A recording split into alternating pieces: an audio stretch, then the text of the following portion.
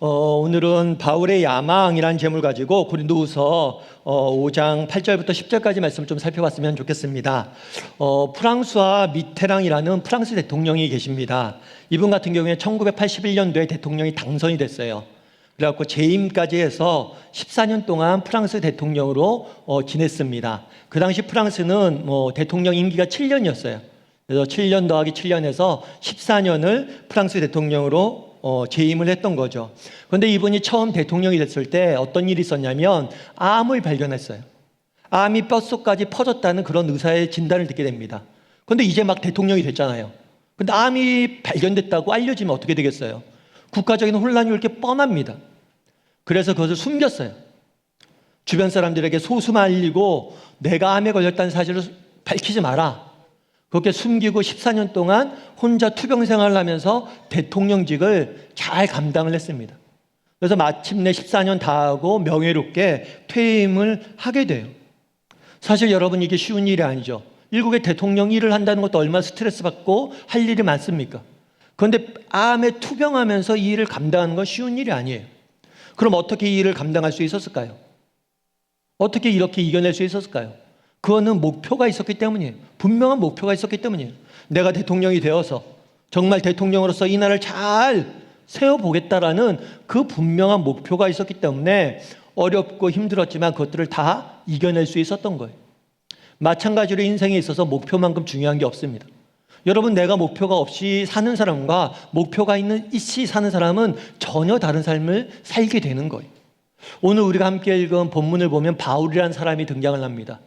오늘 우리가 읽은 본문에 보면 바울이라는 사람이 가졌던 인생의 목표가 무엇인지를 명확히 보여줘요. 오늘 본문에 보면 9절에는 이렇게 되어 있어요. 그런즉 우리는 몸으로 있든지 떠나든지 주를 기쁘시게 하는 자가 되기를 힘쓰노라.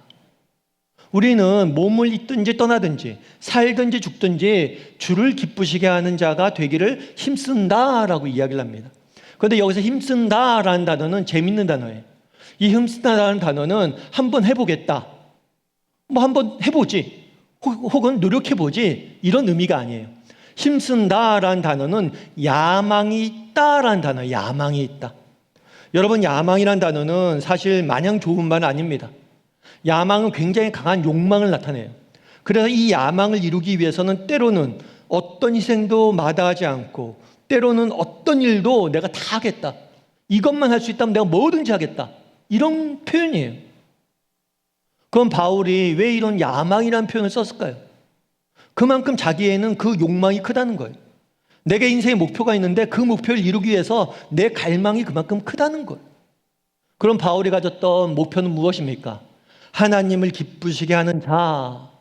내가 하나님이 기쁘시는 사람이 되어야겠다. 내가 하나님을 기쁘시게 하는 사람이 되어야겠다. 내가 하나님이 기뻐하시는 사람이 되어야겠다. 이런 인생의 목표를 가지고 정말 열심히 달려갔던 거예요. 그럼 바울은 왜 이런 목표를 가졌을까요? 저는 오늘 바울이 가졌던 이 야망에 대해서 좀 살펴봤으면 좋겠습니다. 그래서 바울이 왜 이런 야망을 가졌는지, 어떻게 하면 우리도 이런 야망을 가질 수 있는지에 대해서 함께 이야기를 좀 나눠봤으면 좋겠습니다. 첫 번째로 바울이 이런 야망을 가졌던 이유는 뭐냐면 존재의식 때문이에요. 내가 누구이며 어디로 가고 있는지를 명확히 알았기 때문이에요. 우리 오늘 본문의 8절 말씀을 같이 한번 다시 읽어보면 좋을 것 같습니다. 8절 말씀 같이 한번 읽어볼까요? 우리가 담대하여 원하는 바는 차라리 몸을 떠나 주와 함께 있는 그것이라. 마치 바울은 당장이라도 죽고 싶은 사람처럼 이야기해요. 나 빨리 내가 바라는 게 있어, 빨리 하고 싶은 게 있어. 그건 뭐냐면 몸을 떠나 주님과 함께 있는 거야. 다르게 말하면 빨리 죽어서 내가 하나님 만나고 싶어, 이렇게 이야기한 거예요. 그런데 오늘 본문에 보면 바울이 뭐라고 표현하냐면 내가 죽은 다음에 하나님 만나고 싶어, 이렇게 이야기하잖아요. 몸을 떠나 주와 함께 있고 싶다라고 이야기를 합니다. 몸을 떠나, 죽는다라는 표현 대신 몸을 떠난다라는 표현을 써요. 그런데 이 몸을 떠나, 이 단어는 우리나라 말로는 몸을 떠나라고 되어 있지만 원어 성경을 보면 좀 뉘앙스가 달라요. 원어 성경을 보면 이 몸을 떠나라는 단어는 뭐냐면 장막을 걷는다, 장막을 걷는다, 텐트를 접는다. 여러분 임시 텐트 알죠? 이 텐트를 접는다, 장막을 걷는다, 이런 의미예요. 그 당시 로마는 끊임없는 정복 전쟁을 펼치고 있었습니다. 팍스 로마나, 정말 전 세계를 지배하는 대제국을 건설하겠다는 꿈을 가졌어요.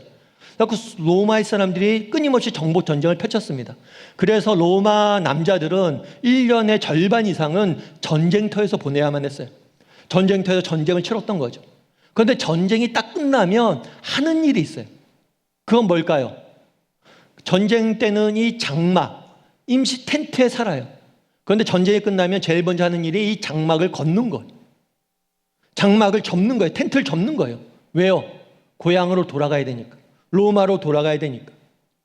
결국에 바울이 죽는다라는 표현을 죽는다라고 표현하지 않고 몸을 떠난다, 장막을 걷는다라고 표현한 이유는 무엇일까요? 이 땅의 삶은 마치 전쟁터에 와 있는 로마 군인과 같다는 거예요. 이 땅의 삶은 임시적이고 일시적이고 우리는 다 나그네라는 거예요. 그리고 우리는 정말 죽게 되면 그때 우리가 모든 장막을 접어서 우리의 본향, 고향에 돌아가게 될 거라는 거예요. 바울이 왜 주님을 기뻐하시는 자가 되기 위해서 노력했습니까? 언젠가 내가 주님을 만날 거라는 거예요. 아니, 이 땅의 삶은 전부가 아니라는 거예요. 내가 돌아갈 본향은 따로 있다는 거예요. 내 집은 따로 있다는 거예요. 그 집에 돌아가면 주님을 만날 텐데 내가 그때 주님 만나서 할 말이 있기 위해서, 내가 주님께 정말 기뻐하는 사람이 되기 위해서 살고자 했다는 거예요. 우리가 지지난주에 내일부터는 이제 우리 어린이주일학교와 청소년주일학교가 제주도로 비전 트립을 떠났는데, 지지난주에 우리 대학 청년부 친구들이 일본으로 비전 트립을 떠났습니다. 일본으로 비전 트립 떠날 때 저도 이제 인천공항에 나가서 출발할 때 빠이빠이 하고 또 들어올 때 환영하고 그랬었는데, 갈 때랑 올 때 아이들이 변한 게 있더라고요. 뭐가 변했을까요? 아무래도 은혜를 받았으니까 얼굴 표정이 변했겠죠. 그리고 또 뭐가 변했을까요? 살도 좀 찐 것 같기도 하고, 이렇게 좋은 걸 많이 먹어서. 그런데 딱 들어올 때 보니까 애들 짐이 많아졌어요. 갈 때보다 짐이 많아졌어요. 뭔 짐이 이렇게 많냐 그랬더니만, 아이들이 편의점 같은 데 가서 이렇게 주스나 먹고 싶은 거 먹고, 또 편의점 같은 데 가서 라면, 과자 이런 거 잔뜩 사온 거예요. 왜요? 친구들하고 가족들 주겠다고. 이렇게 사오는 거예요. 우리가 여행을 가면 쇼핑을 합니다. 여러분, 여행을 가면 쇼핑을 하는데, 쇼핑할 때 여러분 뭐 사세요? 쇼핑을 할 때 현지에서 쓸 수 있는 것도 사죠. 목이 마르면 물도 마셔야 되고 현지 음식도 먹고 그래야 되죠. 그런데 우리가 쇼핑할 때 내가 오늘 보니까 우리 호텔방이 시설이 별로 안 좋아. 호텔방을 좀 꾸며야겠다. 호텔방에 걸어놓을 액자를 산다거나 호텔방에 쓸 가습기를 산다거나, 이런 사람 있습니까? 이런 사람 없어요. 바보죠, 그건요. 왜 안 사요? 거기는 임시로 머물 곳이에요. 거기는 내 집이 아니에요. 그럼 쇼핑을 하면서 뭘 삽니까? 내가 본향에 돌아갔을 때, 정말 내가 집에 돌아갔을 때 정말 우리 사랑하는 가족들, 친구들에게 줄 선물을 사죠. 그 곳에 가서 돌아갈 준비를 하죠. 여러분, 그렇지 않습니까? 여행을 가서 즐기고 행복하게 사는 것도 좋습니다. 여행 가면 즐겨야죠. 재밌게 지내야죠. 그런데 돌아갈 본향이 있음을 잊어서는 안 돼요. 그리고 돌아갈 본향을 위해서 선물도 사고 해야 될 거 아니에요. 준비도 하고 그래야 될 거 아니에요. 바울은 그 생각이 있었던 거예요.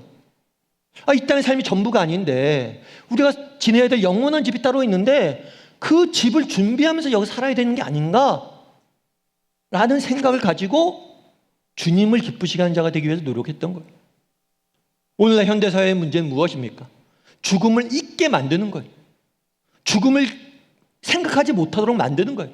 그래서 옛날에 어떤 모 카드 회사 광고가 그거였죠. 아버지는 말하셨지, 오늘을 즐겨라. 내일을 잊게 만드는 거예요. 죽음 이유를 생각하지 말라는 거예요. 살아있는 이 순간을 즐기라는 거예요. 맞죠? 살아있는 순간순간이 중요합니다. 그런데 살아있는 순간이 왜 중요해요? 끝이 정해져 있기 때문에 중요한 거죠. 살아있는 순간순간을 소중히 여기고 즐길 수 있어야 돼요. 하지만 이게 전부가 아님을 기억해야 된다는 거예요. 예전에도 한번 제가 소개시켜드린 적이 있죠. 존 스토드 목사님은 이렇게 이야기합니다. 어떤 젊은이가 길에서 $50짜리 돈을 주고는 그 뒤로는 걸을 때마다 눈을 떼지 않았다. $50를 주셨어요. 횡재한 거죠. 그 다음부터는 땅만 보고 다녔다는 거예요. 왜요? 돈 주술까 봐. 세월이 흘러 그에게 남은 것은 16개의 단추와 54,172개의 핀과 23달러 그리고 그분 등과 인색한 성질뿐이었다. 그가 잃어버린 것을 생각해보라. 그는 찬란한 햇빛과 밝은 별빛과 친구들의 웃는 얼굴과 봄철의 꽃들을 보지 못했다. 눈이 땅에 가 있었기 때문이었다. 이런 그리스도인들이 너무 많다. 물론 우리는 이 땅에서 해야 될 중요한 일들이 있다. 그러나 내가 누구이며 어디로 가고 있는지를 잊을 정도로 그 일들에 나를 내어주어서는 안 된다. 여러분, 이 땅에서 우리가 해야 될 일, 많은 일들이 있습니다. 그것은 소중한 일들이. 그리고 그것들을 우리는 즐기고 그것들 충실하고 열심히 살아야 돼요. 하지만 우리가 누구이며 어디로 가고 있는지 잊어서는 안 됩니다. 그런데 이것을 잊고 사는 그리스도인들이 너무 많다고 쓰신 것. 여러분, 우리 한번 정직히 돌아봤으면 좋겠어요. 정말 나는 마치 이 땅의 삶이 전부인 것처럼 사는 사람인가? 아니면 내가 돌아갈 본향이 있음을 분명히 알고 사는 사람인가? 정말 땅만 바라보고 사는 사람인가? 그렇게 땅만 바라보고 살아서 3만 개의 단추와 5만 개의 핀이 생기면 뭐합니까? 정말 땅만 보고 살아가는 사람은 아닌지, 정말 우리가 누구이며 어디로 가고 있는지 잊고 지내진 않는지 정말 한번 점검해 봤으면 좋겠습니다. 바라기는 우리 다음에 식구들이 정말 우리가 누구이며 어디로 가는지 기억할 줄 아는 저나 여러분이 되기를 주님의 이름으로 소원합니다. 우리 옆 사람에 한번 인사할까요? 우리는 나그네입니다. 한 번 더 인사할까요? 돌아갈 본향을 바라봅시다. 바울이 내가 주를 기쁘시게 하는 자가 되어야겠다라고 이런 야망을 가졌던 첫 번째 이유는 존재의식 때문이에요. 두 번째 이유는 뭐냐? 사랑 때문입니다. 사랑. 오늘 본문의 8절에 보면 이렇게 되어 있어요. 우리 8절을 다시 한번 같이 읽어볼까요? 같이 읽도록 하겠습니다. 우리가 담대하여 원하는 바는 차라리 몸을 떠나 주와 함께 있는 그것이라. 바울은 이렇게 얘기하는 거예요. 나 빨리 죽고 싶어. 빨리 죽어서 하나님 만나고 싶어. 주님과 함께 있고 싶어. 이렇게 이야기해요. 그런데 앞에 뭐라고 표현되냐면 담대하여 원한다라고 표현됐어요. 담대하여 원한다. 원한다는 건 바란다는 거죠. 그런데 이 담대하다는 단어는 조금 달라요. 우리 성경으로는 담대하다고 되어 있는데 원어를 좀 더 뉘앙스 살리면 확신한다라는 의미에 좀 가까워요. 우리가 확신하여 원하는 것은, 그러니까 나는 확신한다는 거예요. 뭘 확신해요? 우리가 언젠가 죽을 텐데 죽은 다음에 나는 예수님과 함께 있을 거야 라는 확신이 있었어요. 그런데 사실 우리는 그런 거죠. 그래, 죽으면 예수 믿으면 천국에 가지. 그럼 주님 만나겠지. 이렇게 생각을 해요. 하지만 이게 쉬운 문제는 아닙니다. 여러분, 만약에 여러분들이 어두운 동굴에서 한 달, 두 달, 석 달, 1년 가까이 지냈다고 생각해 보세요. 그리고 동굴 밖으로 나오면 어떻게 됩니까? 동굴 밖으로 나와서 태양을 보면 어떻게 돼요? 눈이 시력을 잃어버려요. 어두움에 너무 익숙해져서 어두움 속에 있다 빛을 보면 시력을 잃어버립니다. 마찬가지, 죄에 빠진 인간, 죄투성인 인간이 정말 완전한 선이시고 완전히 공의로우신 하나님 앞에 선다면 우리는 소멸될 수밖에 없어요. 아니, 정말 이 죄인이 어떻게 그 선하신 하나님과 함께 있을 수 있어요? 어둠이 어떻게 빛과 함께 있을 수 있냐는 거예요.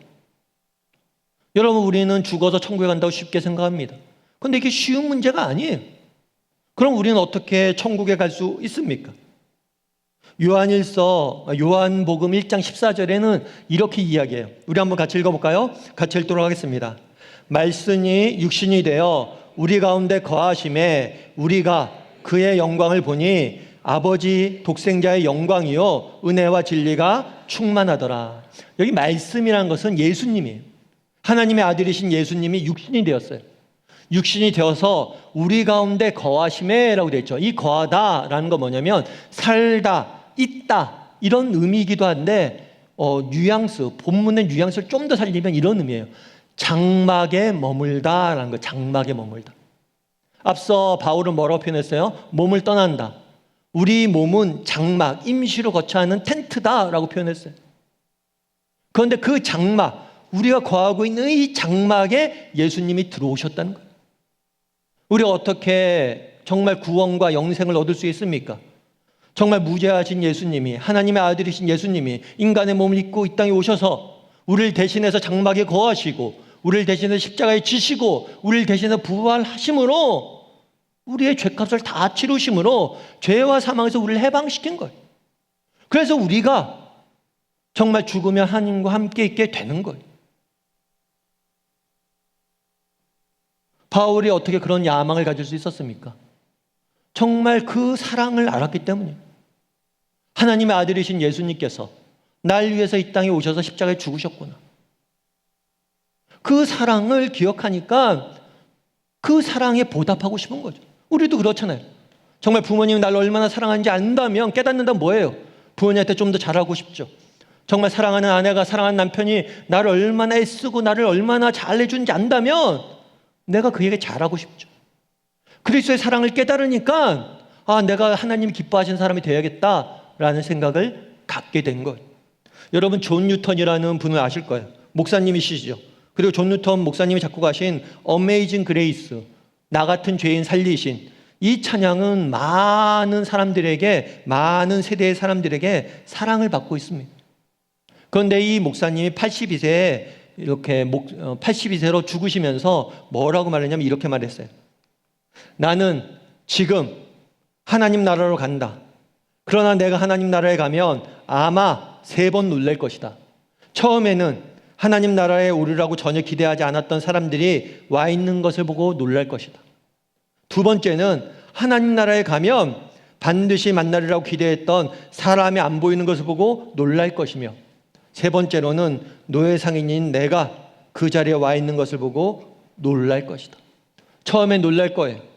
정말 그 자리에 없을 것 같은 사람이 와 있음으로 인해서 나는 죄인입니다. 나는 무익한 사람입니다. 나는 자랑할 것이 아무것도 없습니다. 이런 사람은 그 자리에 와 있을 거예요. 그런데 정말 그 자리에 있을 것 같은 사람이 없을 거예요. 나는 종교인입니다. 나는 율법을 지켰고 나는 자랑스러운 신앙인입니다. 이런 사람은 없을지 모른다는 거예요. 그런데 제일 놀라는 건 뭐냐? 노예 상인인 내가 그 자리에 와 있는 것을 보고 놀랄 것이다. 존 뉴턴은 원래 노예 상인이었어요. 사람을 사고 파는 사람이었어요. 사람을 죽이는 사람이었어요.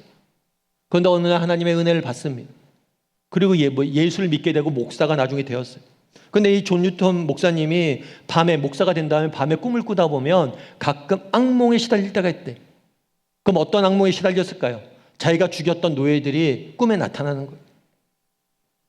꿈에 나타나서 자기를 괴롭히는 거예요. 너무 괴로운 거죠. 그래서 이분이 뭐랬냐면 침대맡에 이사야 43장 4절을 적어놨어요. 뭐라고 적었냐면 내가 내 눈에 보배롭고 존귀하며 내가 너를 사랑하였은즉 내가 내 대신 사람들을 내어주며 백성들이 내 생명을 대신하리니 내가 내 눈에 보배롭고 존귀하며 내가 너를 사랑하였은즉. 이 표현은 신랑 결혼식의 이미지를 떠온 거예요. 결혼식 때 신랑이 신부를 바라보는 그 마음으로 내가 너를 사랑하고 존귀하게 여긴다. 너는 내 것이다. 내 아들이다. 그래, 내가 비록 죄인이지만, 내가 정말 노예 상인이지만, 내가 씻을 수 없는 죄를 범했지만 예수 그리스도께서 내 대신 십자가에 죽으시고 내게 구원을 주셨어. 그걸 떠올린 거예요. 바울이 누구입니까? 바울은 스데반을 죽였던 사람이에요. 바울이 누구입니까? 기독교의 끈을 핍박했던 사람입니다. 바울이 누구입니까? 유럽과 아시아 곳곳을 다니며 그리스도인들을 핍박했던 사람입니다. 바울도 어쩌면 악몽에 시달렸을지 몰라요. 자기가 죽였던 스데반이, 자기가 핍박했던 수많은 그리스도인들의 그 외침이 밤마다 자기에게 들렸을지 몰라요.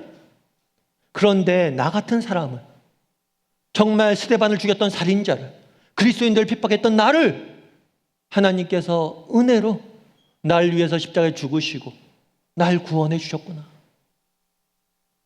이것이 얼마나 놀라운 사랑인지 은혜인지 깨닫자. 그래, 내가 그러면 예수님이 기뻐하시는 일을 해야지. 예수님이 기뻐하는 자가 돼야지. 이런 야망을 가졌던 거예요. 우리도 마찬가지입니다. 여러분, 우리의 문제는 뭐예요? 우리의 문제는 뭐냐면 이 사랑을 모른다는 거예요. 우리가 교회 나오면 하나님이 우리를 사랑하십니다, 예수님이 사랑하십니다, 이 얘기를 너무 많이 들었어요. 그래서 이것이 얼마나 놀라운 일이고 얼마나 우리의 가슴을 뛰게 하는 일이고 이것이 얼마나 값진 일인지 우리는 모르는 거예요. 그래서 예수님이 사랑한다고 해서 어떤 감흥도 느끼지 못하는 거예요. 여러분, 우리가 다시 한번 돌아봐야 돼요. 정말 하나님께서 우리를 사랑하신다는 사실이 얼마나 놀라운 은혜고 우리가 얼마나 큰 사랑을 받았는지 기억해야 돼요. 그랬을 때 우리는 바울처럼 정말 주님을 기뻐하시는 자가 되기 위해서 노력할 수 있는 것. 우리 다음의 식구들이 정말 하나님이 우리를 얼마나 사랑하셨는지 날마다 기억하고 또 그 사랑을 기억함으로 예수님을 기뻐하시는 자가 되기 위해서 노력할 줄 아는 저나 여러분이 되기를 주님의 이름으로 소원합니다. 우리 옆 사람에게 인사했으면 좋겠습니다. 예수님은 당신을 사랑합니다. 우리 한 번 더 인사할까요? 받은 사랑을 기억합시다. 마지막으로 바울이 하나님을 기쁘시게 하는 자가 되겠다는 야망을 가졌던 이유가 있어요. 그건 뭐냐면 그리스도의 심판대 때문입니다. 다르게 말하면 상 주시는 일을, 하나님을 바라보았기 때문이에요. 우리 10절 말씀을 다시 한번 같이 읽어볼까요? 같이 읽도록 하겠습니다. 이는 우리가 다 반드시 그리스도의 심판대 앞에 나타나게 되어 각각 선악간에 그 몸으로 행한 것을 따라 받으려 함이라. 바울은 그런 생각이 있었어요. 그래, 우리가 빨리 난 죽고 싶다. 빨리 죽어서 하늘나라 가서 하나님과 함께, 하나님을 만나서 하나님과 함께 영원히 그거 살고 싶다. 이런 마음이 있었어요. 그런데 그 마음과 더불어 또 갖고 있었던 게 있어요. 그건 뭐냐면 우리가 천국에 가면 그게 끝이 아니에요. 천국에 가면 우리는 반드시, 우리가 다 반드시, 우리 모두는 어디에 서야 된다고요? 그리스도의 심판대 앞에 나타나게 되다. 나타나게 된다는 것은 드러난다는 거예요. 드러난다. 좀 더 강하게 표현하면 벌거벗겨진다. 우리가 심판대 앞에서 서서 우리가 모든 게 나타나요. 뭐가 나타나요? 우리가 이 땅에서 어떤 삶을 살았는지, 이 땅에서 어떻게 살아왔는지가 그날에 되면 다 나타나게 된다는 거예요. 우리가 어떤 마음으로 어떻게 믿음을 갖고 어떻게 살려고 노력했는지가 그날에 그리스도의 심판대 앞에서 다 나타나게 될 것이다 라고 표현하는 거예요.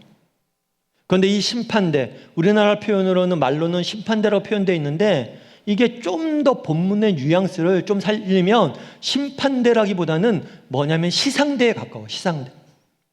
그러니까 그 당시에는 올림픽 경기들이 있었습니다. 그래서 달리기, 경기, 무슨 경주들이 막 있었어요. 그럼 이 경기들이 전국적으로 쫙 펼쳐지면 이 경기가 딱 끝나면 맨 마지막에 그 중에서 1등, 2등, 3등 한 사람들이 시상대에 올라갑니다. 그래서 시상대에 올라와서 월계관을 쓰죠. 그 모습이 담겨져 있는 게 그리스도의 심판대. 좀 더 정확히 표현하면 그리스도의 시상대. 정말 그날에 하나님께서 우리의 인생을 칭찬해 주실 것이다. 비록 세상은 우리에 대해서 잘 모르지만, 정말 세상 사람들이 보기엔 다 알 수는 없지만 내가 어떤 형편, 힘들고 어려운 형편 속에서 어떻게 예수님 믿으려고 했는지, 정말 세상 사람들 몰랐지만 네가 어디서 땀 흘리며 수고하고 네가 어떤 노력을 했는지 내가 다 안다는 거예요. 다 알고 그날에 내가 너에게 칭찬해 줄 것이다 라고 이야기를 합니다. 여러분, 바울은 비교의 명수였어요. 바울처럼 비교를 잘하는 사람은 없었습니다. 바울은 늘 이야기해요. 현재의 고난은 장차 우리가 나타날 영광과 비교할 수 없도다. 여러분, 정말 우리가 언젠가 그리스도 앞에서 상을 받을 거예요. 이 상과 지금 내가 당하는 고난 비교할 수 없다는 거예요. 내가 아무리 힘들고 어려워도 정말 그날에 주님께서 잘하였도다 착하고 충성된 종아 라고 이야기해 줄 때, 그 칭찬을 받았을 때 그 기쁨을 생각하면 지금의 고난은 아무것도 아니란 거예요. 우리의 문제는 뭡니까? 그걸 모르는 거예요. 상 주신 이를 바라보지 않는 거예요. 물론 그렇죠. 예수님께서 주실 상, 그건 보이지 않습니다. 우리가 아직 경험해보지 못했어요. 그러니까 모르죠. 어쩌면 이 땅에서 주는 세상의 것들은 눈에 보이죠. 그래서 이런 것들 더 추구할지 몰라요. 하지만 비교할 수 없어요. 그날에 우리 주님께서 주실 상, 그걸 바라본 거예요, 바울. 비교할 수 없도다. 여러분 이제 얼마 지나면 파리 올림픽이 있습니다. 파리 올림픽에 보면 많은 사람들이 이제 국가를 대표해서 나가서 메달을 따죠. 메달 따기 위해서 열심히 경기를 하죠. 정말 그 사람들이 왜 그렇게 열심히 훈련하고 4년 동안 준비하고 나가서 정말 메달을 위해서 달려갑니까? 정말 올림픽 마지막 순간에 정말 시상대에 올라서 상 받는, 금메달 받는 걸 꿈꾸는 거잖아요. 그럼 여러분 금메달 받으면 뭐가 좋습니까? 금메달 받으면 뭐가 좋을까요? 왜 사람들이 그렇게 금메달 받으려고 노력할까요? 금메달 받으면 뭐가 좋을까요? 금메달을 주죠. 이게 뭐 올림픽은 아마추어 대회예요. 그러니까 상금 같은 게 없어요. 금메달 하나 줘요.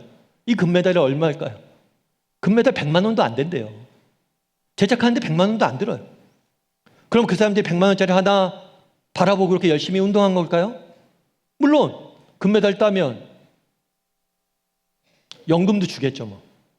뭐 그런 물질적 보상을 보고 그걸 하는 게 아니에요. 정말 물질적 보상만 생각한다면 올림픽 나갈 이유가 없어요. 그럼에도 불구하고 왜 그렇게 열심히 하냐는 거예요. 그 열심히 하는 이유는 뭐예요? 명예예요. 정말 전 세계에 내가 이 분야에서 제일 잘하는 사람이 되었다는 명예인 거예요. 그날에 여러분 하나님께서 우리에게 두들겨 줄 거예요. 야 승원아, 너 정말 잘했어. 너 정말 수고했어. 내가 너 다 알아. 어떤 마음을 어떻게 했는지. 그날 힘들었지. 근데 내가 알아. 세상이 보기엔 너 초라하고 보잘것없어 보였지. 아니 내가 다 알아. 네 마음 다 알고 네가 어떻게 사는지 다 알아. 잘했어. 그 말 한마디 듣는 거, 그게 얼마나 영광스러운 일인지 몰라요. 왜 수많은 사람들이 그 경주를 달려갑니까? 우리 올림픽에 가다 보면 그런 경우도 있다고 그래요. 비인기 종목 선수들. 비인기 종목 선수들이 얘기 들어보니까 뭐 자비로 다 간대요. 후원사도 없고 소속된 데도 없고 비행기값 자기가 모으고 뭐 장비도 자기 돈으로 사고. 그런데 왜 그렇게 하세요? 라고 인터뷰를 했어요. 그냥 국가를 대표한다는 그 명예, 그것이 얼마나 영광스러운 건지 모른다는 거예요. 여러분 정말 언젠가 우리 주님을 만날 날이 있을 거잖아요. 우리 주님을 만났을 때 야 주님이 바울아 너 정말 잘했어. 그것들을 바라본 거예요. 그러니까 내가 칭찬받아야지 라는 생각으로 이 땅에서 살았던 거예요. 바라기는 우리도 정말 그 하나님을 바라봤으면 좋겠어요. 언젠가 우리 주님을 만났을 때 주님이 아무개야 잘했어 라는 칭찬, 그것이 갖고 있는 영광, 그것이 갖고 있는 명예, 그것이 갖고 있는 존엄, 그것들을 바라보고 그것들을 추구할 수 있는 사람이 되었으면 좋겠습니다. 그래서 정말 바울처럼 주님을 기뻐하시는 자가 되었으면 좋겠어요. 그럼 주님을 기뻐하시는 자가 된다는 건 무엇을 의미합니까? 여러분이 서 있는 그 자리에서 여러분의 가정을, 정말 가정에서 남편으로서, 아내로서, 부모로서, 자녀로서 하나님이 내게 맡기신 이 가정을 믿음과 사랑으로 잘 세우기 위해서 노력하는 것, 또 내가 서 있는 일터에서 하나님이 주신 은사와 재능을 가지고 그 일터에서 정말 최선을 다해서 우리 사회를 풍요롭게 만드는 것, 그리고 또 우리가 소속한 교회 공동체에서 우리에게 맡겨진 다양한 역할들을 가지고 기도하며 하나님 앞에 나아가는 것, 정말 그렇게 매 순간 우리가 서 있는 삶의 자리에서 최선을 다할 줄 아는, 그래서 하나님 앞에 칭찬받을 줄 아는 저나 여러분이 되기를 주님의 이름으로 소원합니다.